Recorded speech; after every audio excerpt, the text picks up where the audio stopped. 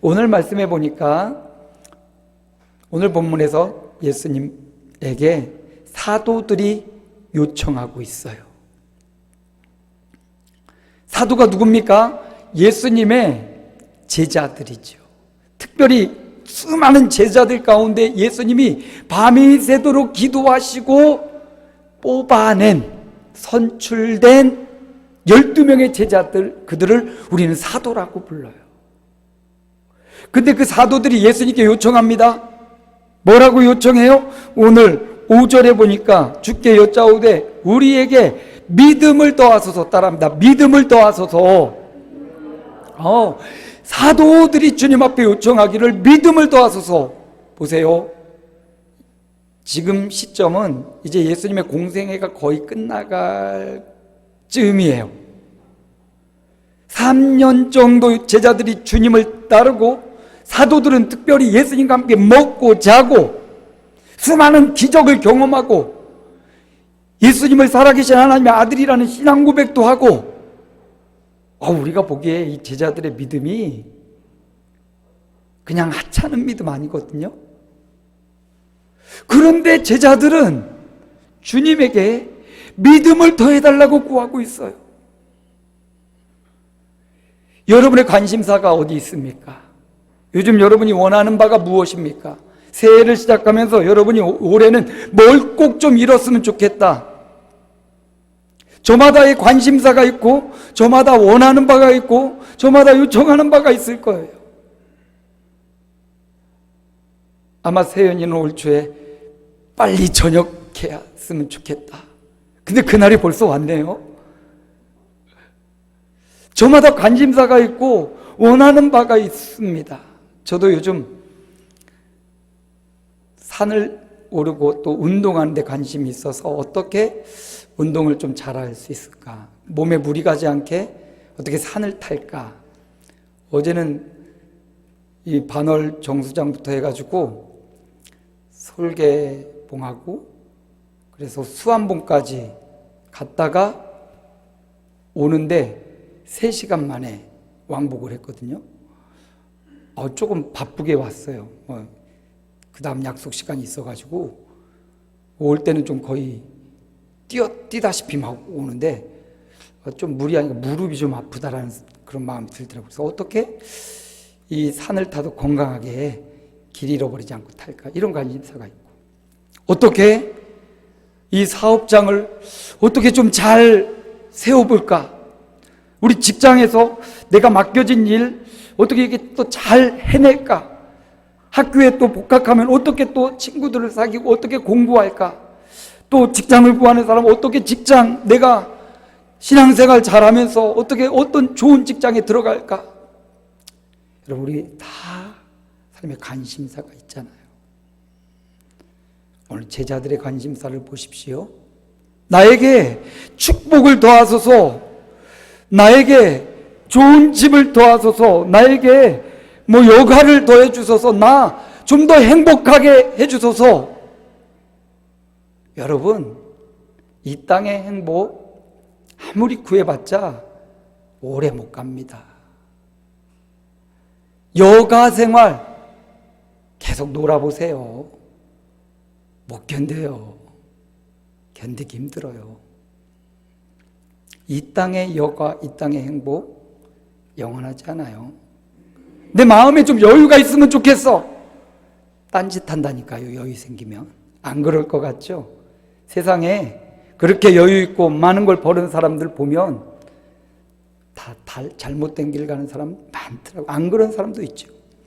보세요, 오늘 제자들, 사도들, 우리가 보기에 그렇게 적은 믿음의 소유자가 아닌데 그들이 구하는 그들의 관심사, 예수여 우리에게 믿음을 더하소서. 오늘 저와 여러분, 사도들의 요청이 저와 여러분의 요청이 되기를 소망합니다. 물론 더해질 것들이 너무나 많아요. 바쁘고 분주하고 해야 될 것, 누리고 싶은 것 너무 많아요. 그런데 여러분, 그럼에도 불구하고 사도들이 믿음을 더하소서, 여러분의 삶의 행적, 여정이 믿음을 더하는 행적이 되기를 축원합니다. 어떤 나의 행복과 나의 여유가 아니라 믿음을 더하는 그런 믿음의 여정, 한 치 앞도 알 수 없다. 그게 인생이죠. 그런데 오늘 우리가 들었던 찬양을 보니까 그분과 간다. 그분과 가는 게 믿음. 사도들이 믿음을 요청했어요. 여러분, 저는 이 말씀 준비하면서 내가 하나님 앞에 무엇을 더해달라고 기도하지? 하나님, 성도들을 좀 더 보내주세요. 성도들을 더해주세요. 하나님, 능력을 좀 더해주세요. 구한 거 다 다시 돌아보니까 야, 참 그 믿음의 수준이라는 게 야, 부끄럽구나. 우리에게 믿음을 더하소서. 물론 이제 뒤에 보면 이 사도들이 구한 믿음이 어떤 믿음이었는지 좀 잘못된 부분을 예수님이 또 이렇게 수정해주고 고쳐줘요. 그들이 완벽한 믿음이 없음을 우리에게 보여주고요. 믿음이 좋은 것 같지만 하나님 앞에 우린 늘 연약하고 믿음이 부족한 사람들이에요. 예수 믿고 10년, 20년 신학을 알고 말씀을 알고 성경을 딸딸 외운다고 믿음 좋은 사람인가요? 예배당을 한 번도 안 빠지고 그런다고 믿음 좋은 사람인가요? 물론 그럴 확률이 높아요. 우리는 믿음이 부족한 종들이에요. 그래서 주께 믿음을 더하소서. 사도들의 주님을 향한 요청, 기도, 오늘 저와 여러분의 요청과 기도가 되기를 축복합니다. 이렇게 믿음을 구하는 제자들에게 주님이 믿음에 대해서 세 가지, 오늘 본문에서는 세 가지의 믿음을 제시하고 주님이 원하시는 믿음이 무엇인지를 알려주고 있어요. 그 첫 번째가 오늘 말씀에 6절에 나오는데, 주께서 이르시되, 믿음을 더하소서 말하는 제자들에게 주께서 이르시되, 예수께서 말씀하시되 너희에게 겨자씨 하나일 만한 믿음이 있었더라면, 따라합니다. 겨자씨 하나일 만한 믿음. 겨자씨 하나일 만한 믿음. 작은 거죠. 겨자씨를 말할 때 주님이 작은 믿음을 말하는 겁니다. 그런데 이 작은 믿음은 그냥 작은 믿음이 아니라, 우리가 누가복음 계속 보고 있으니까 누가복음 13장에서 본 겨자씨는 무엇이었냐 보면 작은 것이로되 그것이 땅에 심겨지면 그게 싹을 틔우고 자라고 나무가 되어 겨자씨뿐만 아니라 겨자나무뿐만 아니라 새들이 와서 함께 깃드는, 자기 자신만 의지하는 게 아니라 새들까지도 깃들게 하는 천국의 속성을 알려주면서 겨자씨 비유를 들었단 말이에요. 작은 믿음을 의미하지만 작은 것으로 끝나는 게 아니라 생명이 있는 믿음을 말하는 거예요. 주님이 우리에게 요구하시는 믿음은 큰 믿음, 작은 믿음, 이게 중요한 게 아니라 생명이 있느냐, 살아있는 믿음이냐, 이걸 주님이 말씀하시는 거예요. 큰 믿음 가지고 사람을 막 죽었던 사람을 살리고, 이것도 중요할 수 있지만, 근데 그 믿음이 생명 있는 믿음이냐, 이런 거예요. 주님이 내가 주님 곁에서 말씀을 듣고 주님 곁에 기적을 경험했습니다 했는데 주님이 난 너희를 모른다, 떠나가라, 주님 그렇게 말씀하셔요. 죽은 믿음이라는 거예요. 죽은 믿음으로 사람을 살리기도 하고 기적을 베풀기도 할 수 있다라는 거예요. 그러니 주님이 믿음을 더하소서라고 말하는 사도들에게 생명 있는, 살아있는 믿음을 가져야 된다라고 겨자씨의 믿음을 말씀해 주시는 거예요. 그렇다면 과연 저와 여러분의 믿음은 살아있느냐는 거죠. 초등학교 시절 교회를 다니기 시작하고 중학교 때 나름 성령을 체험하고 고등학교 신학의 꿈을 꾸고 신학교를 가고 저녁 신학을 잘 마치고 목사 안수를 받고 수많은 교회 다니면서 부목사 생활을 하고 개척을 해보고 또 부임해서 지금 이 자리에 있지만 너 살아있는 믿음을 갖고 있느냐? 주님이 저에게 그렇게 말씀하셔요. 여러분에게 그렇게 말씀하십니다. 나 모태신앙을 갖고 교회 다니기 시작해서 지금까지 교회를 다니고 나 살다가 어떤 경험을 해서 교회를 다니고 누구 전도를 받아 교회를 다니고 지금 이 자리에 앉아서 혹은 영상으로 지금 함께 예비하는 이 자리에 있는데 주님이 물어보셔요. 너 믿음이 있다고 하는데 너 살아있는 믿음이냐? 오늘 말씀 너무 중요한 말씀이에요. 너 살아있는 믿음을 갖고 있냐? 너 생명 있는 믿음을 갖고 있냐? 주님이 원하시는 믿음, 주님이 더해주고 싶은 믿음은 살아있는 믿음, 생명 있는 믿음이라는 거예요. 어떻게 그러면 산 믿음, 생명 있는 믿음을 가질 수 있느냐? 요한복음은 이렇게 말해줘요. 우리 요한복음의 거의 마지막 부분에 쓴 요한의 말이고 성경으로 주신 말씀 우리 한번 읽어봅니다. 오직 이것을 기록함은 너희로 예수께서 하나님의 아들 그리스도이심을 믿게 하려 함이요 또 너희로 믿고 그 이름을 힘입어 생명을 얻게 하려 함이니라. 요한이 사도 중에 가장 오래 살았던 그 요한이 요한복음을 기록하면서 마지막 부분 성경을 이 책을 내가 기록하는 이유와 목적이 있다. 요한이 기록한 목적도 되고요. 성경 전체 신구약 성경 66권 우리가 믿는 바가 여기다 기록되어 있잖아요. 딴 데 있는 게 아니에요. 이 성경을 기록한 목적을 말해주는데 성경을 기록한 목적이 뭐냐면 예수께서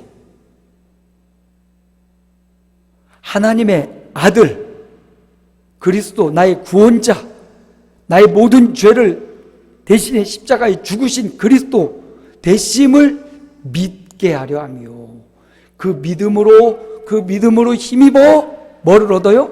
생명을 얻게. 언제 우리에게 이 생명의 믿음이 갖게 되냐?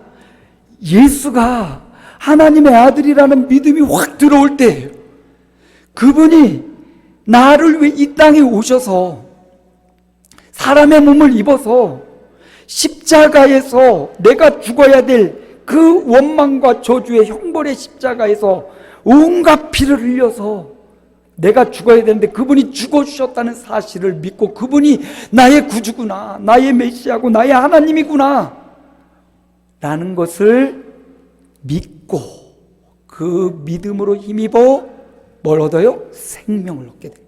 비로소 예수 믿는 그 믿음 대속의 예수님을 믿는 믿음 그 믿음이 내 안에 들어올 때 나는 생명이 있게 되고 생명 있는 믿음이 시작되는 거예요. 여러분 믿음의 여정도 믿을 때 그 여정이 시작되는 거지 믿지 않을 때 그냥 고통과 삶이 연속되는 거예요. 믿기 시작할 때 그 믿음이 내 안에 쑥 들어올 때 생명이 내 안에 들어오는 거예요. 요한은 또 이렇게 또 설명을 해요. 5장 24절입니다. 함께 읽어볼까요? 내가 진실로 진실로 너희에게 이르노니 내 말을 듣고 또 나 보내신 이를 믿는 자는 영생을 얻었고 심판에 이르지 아니하나니 사망에서 생명으로 옮겼느니라. 요한이 하는 말이죠. 진실로 진실로 내가 정말 내가 너에게 말하는데 예수님의 말씀이에요. 내 말을 듣고 내 말은 예수님의 말씀이에요. 주님의 말씀 성경이기도 하고 주님의 말씀을 듣고 주님을 보내신 자가 누구죠? 하나님. 그 하나님을 믿는 자는 영생을 얻었다. 사망에서 생명으로 옮겨졌다. 옮길 것이다도 아니고 옮겨졌다. 그러니까 주님이 원하시는 믿음은 겨자씨만한 작아도 생명 있는 살아있는 믿음인데, 그 살아있는 믿음은 언제 내가 예수를 인격적 개인적으로 만나고 그분을 내 구원자, 나를 위해 십자가에 피 흘려 죽으시고 부활하신 하나님의 아들 그리스도 메시아, 이 사실이 믿어지는 순간 생명 있는 믿음이 주어진다는 거예요. 어떤 사람은 이게 순간 일어나는 사람이 있고요, 어떤 사람은 안 믿어져. 계속 말씀을 고민하고 묵상하다가 어느 순간 믿음이 오는 사람도 있어요. 그런데 중요한 건 이 믿음이 와야 생명이 살려주고 살아있는 믿음이 시작된다는 겁니다. 이미 예수님을 믿어 사라진 생명으로 있는 분들도 이 생명의 순간을 소중하고 이 생명의 순간을 간직하고 초심을 잃어버리면 안 돼요. 이 구원의 감격을 살면서 잃어버리면 절대로 안 된다. 그래서 다시 한번 또 묵상하고 돌아가는 거예요. 예수를 믿는 자, 예수님의 말씀을 듣고 그분을 나의 구주 하나님으로 받아들이고 믿는 자, 산 믿음, 생명 있는 믿음, 겨자씨만한 믿음 있는 겁니다. 그런데 이 믿음이 작을 수 있어요. 처음에 겨자씨가 작지요. 근데 작아도 일단 괜찮아요. 죽느냐 사느냐가 더 중요하지, 살았느냐 죽었느냐가 중요하지, 이게 크냐 작냐는 그 다음의 문제예요. 살아있느냐가 더 중요해요. 살아있는 나무는 물을 줄수록 잘 살아요. 죽어있는 나무는 물을 줄수록 어떻게 돼요? 잘 썩어요. 사는 게 아니라 썩어요. 꽃이 참 오랜 기간 꽃이 있었어요. 그죠? 이제 하나 남았네요. 얘도 좀 시들시들한데, 얼마나 싱싱하던 꽃이 점점점 시들고 썩어지고 말라요. 그래서 제가 물을 또 줬죠. 그래서 강단에서 물을 줘야 되니까 조절을 잘해야 돼요. 막 넘치고 막 그러니까 조절을 잘해도 또 넘치기도 그러더라고요. 아니 말라서 물을 줬는데 또 말라. 더 말르고 옆에 것도 마르고 이파리고 뚝뚝 떨어지고, 결국 주중에 제가 다 내려다가 하나씩 뽑아봤더니 이 난을 탁 뽑았는데요, 그 안에 물기가 잘 흐르고 있는 거예요. 이미 죽었어요. 추위 때문에 얼고 녹고를 반복하면서 이미 죽었던 거예요. 그리고 죽은 나무에 물을 준다고 얘가 살아나나요? 더 잘 썩는 거죠. 얘네들도 이제 곧 가지만 물 주는 게 참 어렵더라고요. 여러분, 죽어있는 나무는 물을 주면 썩어요. 여러분, 살아있는 나무는 햇빛이 비치면 그 햇빛을 받고 신기하게 무성하게 나뭇잎이 막 자라나요. 죽은 나무는요, 햇빛이 비치면 바짝 말라요. 그러니까 여러분, 중요한 건 생명이 있느냐예요. 여러분 스스로 생각해 보세요. 저도 저에게 스스로 질문, 너 정말 살아있는 사람? 너 정말 살아있는 믿음을 갖고 있어? 너 정말 믿겨져? 예수가 그리스도이심이 믿겨져? 예수가 네 죄, 과거, 현재, 미래의 죄를 다 해결한 거 믿겨져? 다시 한번 저를 점검하고, 당신 구원받았습니까?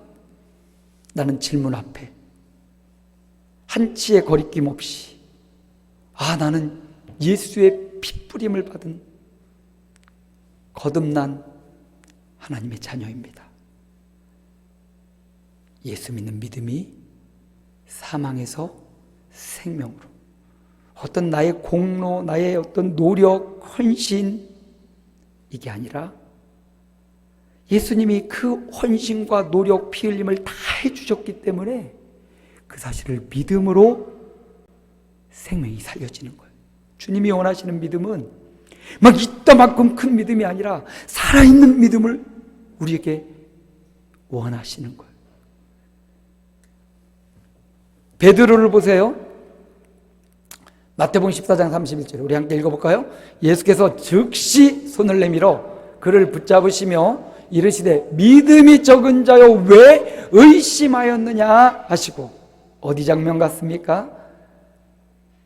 바다에 빠져가던 베드로의 모습이에요. 공생의 초기입니다.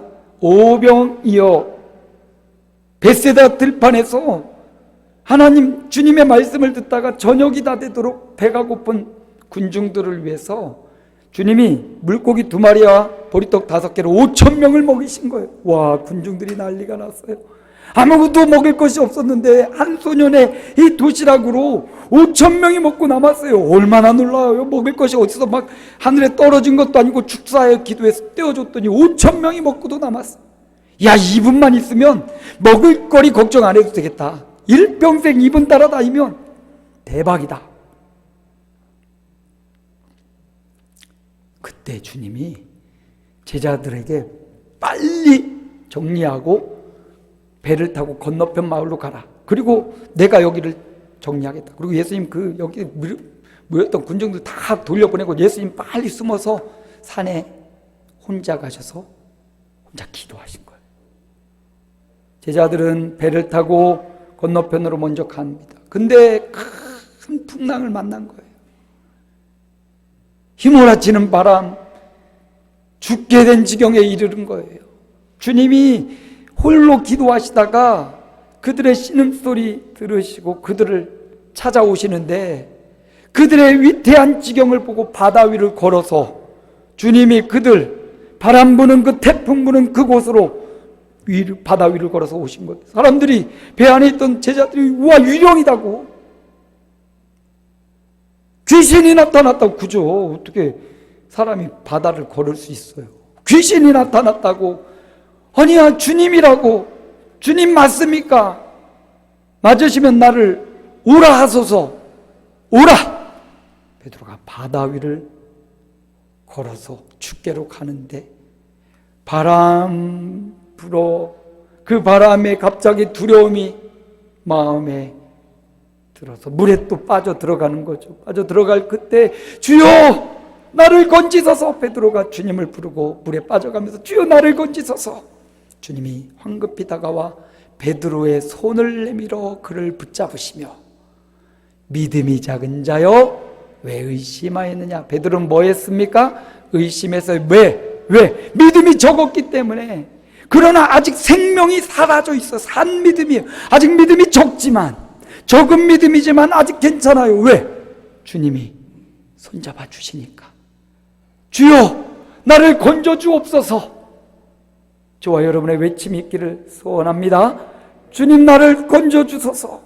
주님 그를가 손 붙잡아 주세요. 믿음이 적고 크고는 이후의 문제예요.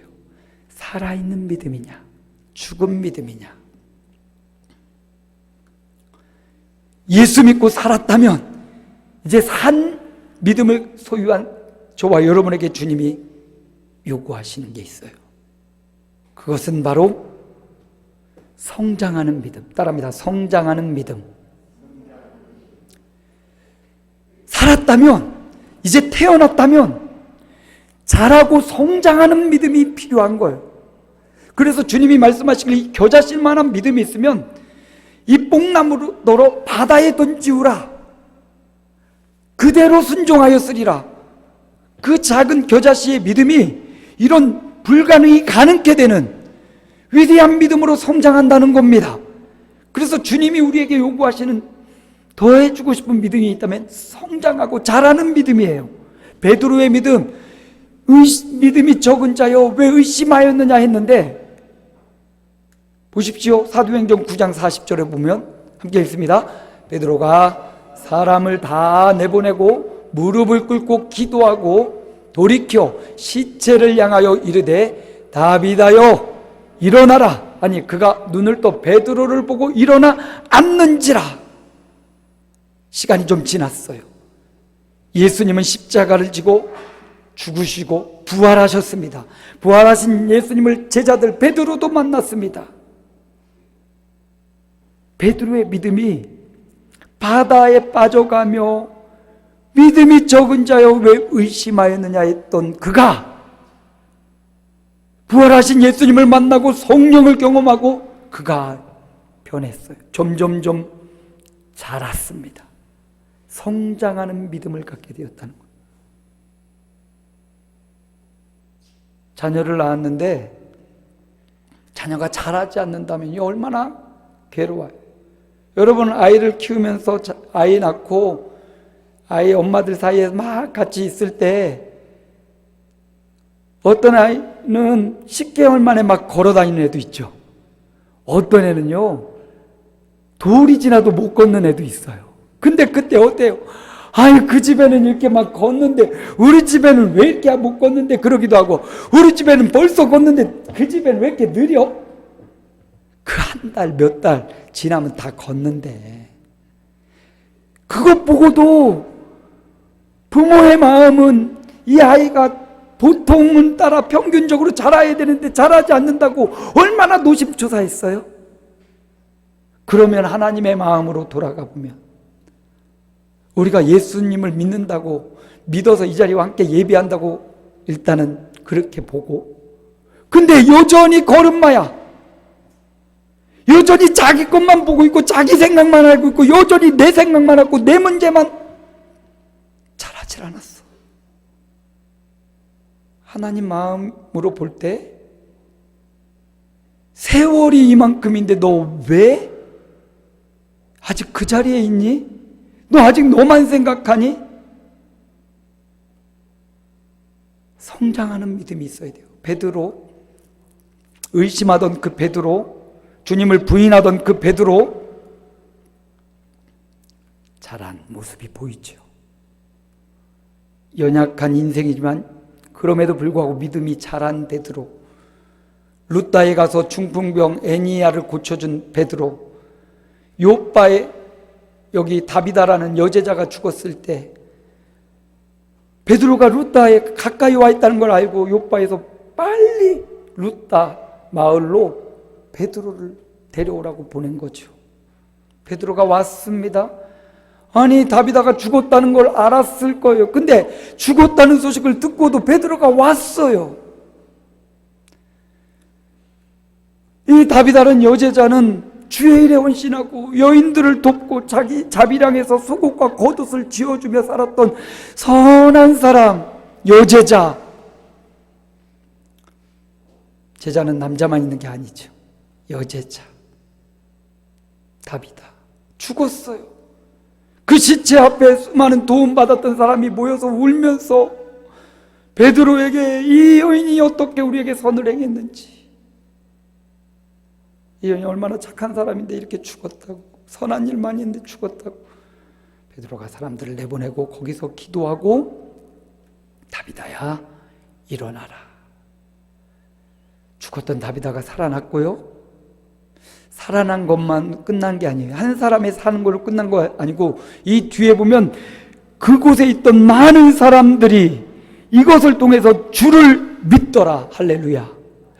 더 많은 사람들이 주를 믿는 사람, 자기 혼자 빠져서 나 혼자 살려달라고 했던 베드로가 자기만 사는 것에 더 나아가 그의 설교에 3,000명이 살아나고, 그의 기적을 통해서, 다비다를 통해서 주를 수많은 사람이 믿는, 마치 겨자씨 한 알이 자라니까 새들이 깃들일 정도로 함께 복음자리를 제공해 줄 정도로 자랐어. 예수께서 원하시는 믿음, 사도들을 향하여, 오늘 우리를 향하여 원하시는 믿음은 나 혼자만의 행복, 나 혼자만의 여가, 나 혼자만의 축복과 성장 아니라 믿음의 성장, 믿음이 더해지고 자라나는 믿음의 성장을 더 절실히 원하신다는 사실을 우리에게 보여줘요. 그럼 어떻게 믿음이 이렇게 자라고 성장할 수 있을까? 아이들은 젖을 먹으면서 자라죠. 그래서 이유식 먹고 밥도 먹고 고기도 먹고 점점 자랄수록 많은 걸 먹는 것처럼 영적으로도 자라는 비결이 있다면 먹는 거예요. 똑같이 먹는 거예요. 하나님의 말씀과 기도로 거룩해지듯이 하나님의 말씀을 먹는 겁니다. 아멘. 주의 말씀을 먹는 거예요. 하나님의 말씀을 먹는 거예요. 때로는 먹을 때 소화력이 부족해서 소화를 못 시킬 때도 있어요. 그런다고 안 먹나요? 그래서 또 다음에 또 먹어요. 또 먹다 보면 건강한 몸을 이루어서 소화시킬 능력이 생겨요. 하나님의 말씀을 먹으라는 거예요. 이렇게 교회에 와서 예배를 드리면서 말씀을 먹어요. 부족해요, 여러분. 일주일 그 수많은 시간 가운데 설교 시간은 저는 좀 길어요. 그래도 좀 죄송합니다. 좀 짧게 해야 되는데 부족해서 어떻게든 좀 더 드리고 싶은데 짧은 거예요, 여러분. 이걸로는 일주일을 살아갈 영의 양식으로 너무 부족하기 때문에 성경을 읽으라는 거예요. 목사님 잘 이해도 안 되고 막 졸립고 그래도 읽으라는 거예요. 가능하면 이야기체로 된 성경을 많이 읽으시고 이해가 안 되면 그냥 넘어가세요. 소화가 안 될 때는 그냥 먹고 넘어갈 수 있어요. 어느 순간 말씀이 이해가 될 날이 와요. 깨달아질 날이 와요. 또 깨달아지지 않을 수도 있어요. 인생은 늘 연약하기에 완벽히 깨달은 것도 없어요. 깨달아가는 거죠. 믿음의 분량만큼 알아가는 거니까. 어떻게 성장하냐? 다른 방법이 없어요. 먹는 것밖에 없어요. 뭘? 하나님의 말씀, 올바른 하나님의 말씀, 진리의 말씀, 그 말씀을 붙잡고 기도를 통해서 우리가 잘하는 거예요. 이사야는 이렇게 말하네요. 함께 읽습니다. 너희는 여호와를 영원히 신뢰하라. 주 여호와는 영원한 반석이로다. 여호와를 신뢰하는 거예요. 여호와를 신뢰할 수 있는 수많은 증거와 방법이 성경에 나와 있어요. 우리에게 주신 완벽한 책, 인류 역사상 가장 오래되었고 현존한 가장 많은 글귀가 있는 성경, 가장 많이 팔렸고 가장 많은 언어로 번역된 책, 이 성경밖에 없어요. 가장 오래되고 가장 많은 증거와 사본이 있는 책, 이게 성경이에요. 인류 역사상 없어요. 그리고 인류 역사상 인생의 출생부터 마무리까지, 그리고 우리 출생과 마무리뿐만 아니라 영원전부터 영원의 세계를 보여주는 책이 세상에 없어요. 하나님이 우리에게 글로써 내가 하나님이야, 봐 내가 아버지야, 내가 창조주야, 너희는 내가 만들었어, 내가 너를 구할 거야. 하나님이 하나님인 증거, 하나님을 신뢰할 만한 수많은 증거가 이 성경에 수없이 많이 나와 있고, 이 성경뿐만 아니라 이 성경을 믿고 성경을 따르고 따라가는 사람들의 삶에 여전히 하나님이 살아계신 증거들이 지금도 셀 수 없을 정도로 많이 지금도 나오고 있다는 거예요. 그러니 여러분, 어떻게 우리 믿음이 성장해요? 하나님을 알아가고 신뢰하면서 우리 믿음이 성장하는 겁니다. 믿음은 나의 상태도 중요하지만 믿음은 그 믿음의 대상이 더 중요해요, 여러분. 전에도 말씀드렸는데, 내가 막 절실히 믿어, 나는 완전히 믿어. 겨울이니까 얼음이 얼잖아요. 저 앞에 시내가 있는 강이 있는데, 저 강이 나는 꽁꽁 얼었으리라고 나는 확실히 믿어. 그리고 내 믿음으로 건너가요. 어떻게 될까요, 여러분? 어떻게 될까요? 나는 확실히 믿지만 내 믿음의 대상인 저 강은 살얼음이 얼었어. 나는 정말 믿어. 봐, 들어갔어. 어떻게 될까요? 대답을 안 해줘요. 깨지겠죠. 살얼음이니까. 깃털처럼 가벼운 사람 빼고는 깨지겠죠. 내 믿음은 없어.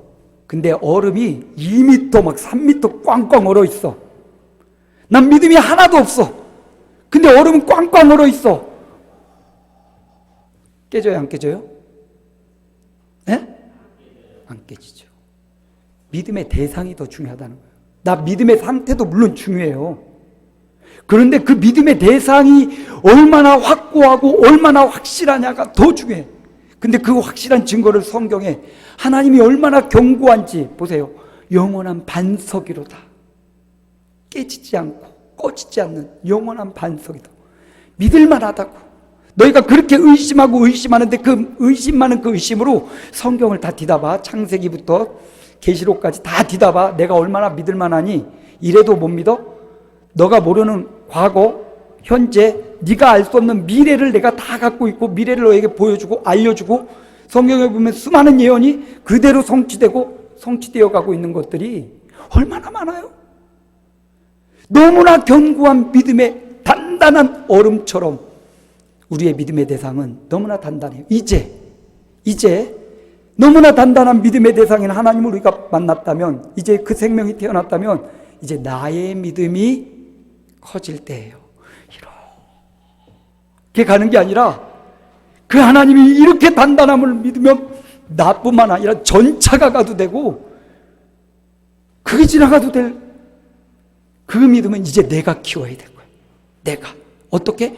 말씀을 계속 묵상하고 내 삶의 역사는 하나님을 경험하면서 내 믿음을 키워가야 돼요. 주님이 원하시는 믿음은요, 성장하는 믿음이에요. 여기서 멈춰있는 믿음이 아니에요. 이 뽕나무도로 바다에 던지우라. 불가능을 가능케 하는 믿음, 죽어있는 사람을 살리는 믿음, 사망에서 생명으로 옮겨지는 믿음. 나로 인하여 나 혼자 허겁지겁 나 좀 살려주세요 이게 아니라 이미 주님 손잡고 살아난 내가 수많은 사람들을 같이 살려내고 같이 살아 같이 하나님 나라 가게 하는 이 성장하는 믿음. 성장의 이유가 제자들은 그런 것도 좀 있었던 것 같아요. 그 믿음을 받아서 막 사람을 주님처럼 막 벌떡벌떡 일으키고 자기를 자랑하는 믿음이 아니라는 거예요. 그래서 세 번째 가르쳐주는 주님이 가르치는 믿음은 종의 이야기를 통해서 종이 갖고 있는 믿음을 더하라고 말씀하셔요. 어떤 사람에게 하인이 있어요? 요즘은 뭐 하인이 있나요? 돈 주고 쓰는 게 하인이죠. 예전 시대를 생각해 보면 분명히 주인이 있고 종이 있어요. 종들은 주인이 시키면 저 받느라고 저가 양치고 가서 하루 종일 일하고 왔어요. 돌아왔는데 보니까 주인이 아직 밥을 안 먹어주셨네. 그 주인이 뭐라고 해요? 야, 이제 밥 해라. 지금 나 하루 종일 일하고 왔는데 밥 하래요. 해야 돼요, 안 해야 돼요? 입에서는 하면서도 내가 뭐니까? 종이니까 궁시렁궁시렁하면서 밥 해가지고 주인 다 해서 밥 다 먹는 동안 기다렸다가 시중 들고 주인 다 밥 먹고 그제야 밥을 먹는 게 이게 종들이란 말이죠.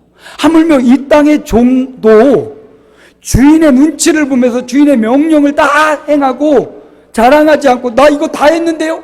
그러지 않고 종이라면 그 종의 일을, 주인의 일을 한 것을 마땅한 것으로 여기고 내가 마땅히 할 일을 했습니다. 나는 당신의 종입니다. 이걸 통해서 우리에게 가르쳐주는 것은 하나님은 이런 잔인한 주인은 아니죠. 하나님은 자비와 은혜와 공평하신 하나님이라 주님이 우리를 하나님의 자녀 삼고 하나님의 왕국에서 왕노릇 시킨다고 말씀하셔요. 함께 왕노릇 시킨다고 말씀하시잖아요. 그런데 그럼에도 불구하고 우리의 마음의 자세, 신앙의 자세는 종의 신앙의 자세를 가져야 된다는 거예요. 주인 노릇하며 주인으로 사는 게 아니라 날마다의 삶을 하나님의 종으로, 내가 그 믿음을 더해줘서 수많은 사람을 살리고 세우고 고치고 수많은 사람이 죽게 돌아와도 내 힘이 아니라 주님이 나를 통해 일하셨습니다. 이게 종의 믿음이에요. 여러분, 사장님이 편할까요? 사원이 편할까요? 요즘 같은 시대는 사원이 편할 것 같아요. 사장은 물론 누리는 거 혜택 많죠. 근데 수많은 사람들, 직원들의 가족들까지도 돌아보면서 정말 좋은 사장은 저들의 먹거리, 저들 자르지 않으려면 또 일거리를 마련해야 하고 만들어내야 되고 때마다 월급 줘야 되고 좋은 사장은 그렇게 책임질 거예요.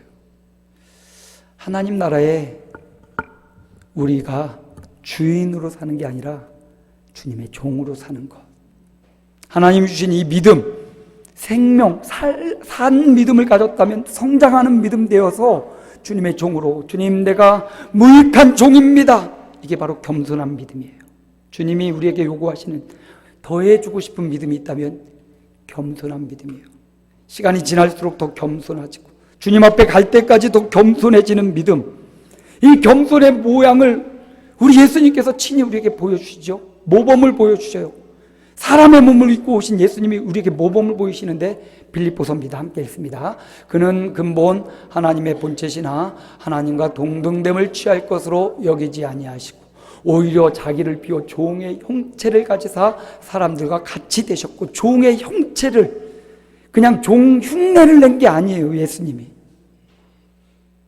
연극을 한 게 아니에요. 예수님이 하나님이신 그분이 연극하라고 오신 게 아니에요. 하늘의 모든 권세와 능력을 다 버리고 제한된 인간의 몸을 입고 이 땅에 오신 거예요. 시공간을 초월하신 그분이 사람이 되어 오신 거예요. 예전에 제가 산에 가서 외가린 같은 이 새를 잡은 적이 있어요. 예? 세상을 날아다니는 외가리를 제가 어떻게 잡았어요. 너무 신기한 거예요. 새장에 가뒀죠. 신기하고 귀한 거 나도 보고 사람도 보여주고 자랑하려고. 죽었어요. 쌀도 주고 먹을 거 콩도 주고 먹지도 않고 죽대요. 그 자유롭게 천국을 나는 새를 내가 가둬놨더니 못 견디고 죽더라고요. 그 자유로우신 하나님이 인간의 몸을 입었다는 것은 이건 완전히 갖춰진 거예요. 시공간을 초월할 수 없고 연극을 한 게 아니에요. 실화, 팩트. 종의 형체를 입고 그렇게 낮아지신 거예요. 종이 되셨어요. 종으로 사셨어요. 아버지의 뜻이거든. 이 잔을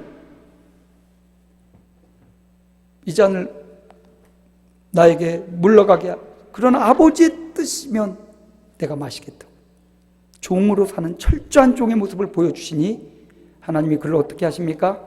2장 9절 10절입니다. 함께 봅니다. 이러므로 하나님이 그를 지극히 높여 모든 이름 위에 뛰어난 이름을 주사 하늘에 있는 자들과 땅에 있는 자들과 땅 아래에 있는 자들로 모든 무릎을 예수의 이름에 꿇게.